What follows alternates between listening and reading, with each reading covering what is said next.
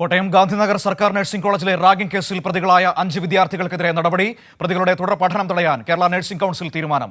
ഇതിനിടെ ഹോസ്റ്റലിൽ ശാരീരിക പീഡനത്തിനായി ഉപയോഗിച്ച കോമ്പസും ഡംബലും ഉൾപ്പെടെയുള്ളവ പോലീസ് കസ്റ്റഡിയിലെടുത്തു.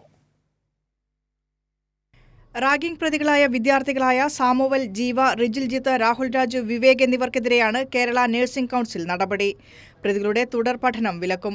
ഇതിനിടെ ഹോസ്റ്റലിൽ ശാരീരിക പീഡനത്തിനായി ഉപയോഗിച്ച കോമ്പസ്, ഡംബൽ, കല്ലടക്കമുള്ള വസ്തുക്കൾ പോലീസ് കസ്റ്റഡിയിലെടുത്തു. ഹോസ്റ്റൽ അസിസ്റ്റന്റ് വാർഡൻ ഉൾപ്പെടെ 5 അധ്യാപകരുടെയും വിശദമായ മൊഴി രേഖപ്പെടുത്തി. കൂടുതൽ പ്രതികളില്ലെന്നാണ് പോലീസ് കണ്ടെത്തൽ. ഏലപ്പാറ സ്വദേശിയുടെ പരാതിയിൽ രജിസ്റ്റർ ചെയ്ത കേസിൽ 5 ജൂനിയർ വിദ്യാർത്ഥികളെ സാക്ഷികളാക്കും. അതേസമയം റാഗിംഗ് വിവരം അറിഞ്ഞില്ലെന്ന കോളേജിന്റെ വാദം തള്ളുന്നതാണ് ആഭ്യന്തര അന്വേഷണ സമിതി report. Principal doctor Surekha AT, assistant professor Ajeesh P. Mani എന്നിവരെ സസ്പെൻഡ് ചെയ്തു. റാഗിംഗ് തടയുന്നതിൽ വീഴ്ച പറ്റിയെന്ന കണ്ടെത്തലിന്റെ അടിസ്ഥാനത്തിലാണ് നടപടി. റാഗിംഗ് കേസിൽ AIYF, AISF പ്രവർത്തകർ മാർച്ച് നടത്തി. മാർച്ചിന് നേരെ പോലീസ് 2 റൗണ്ട് ജലപീരങ്കി പ്രയോഗിച്ചു. കൈരളി ന്യൂസ്, കോട്ടയം.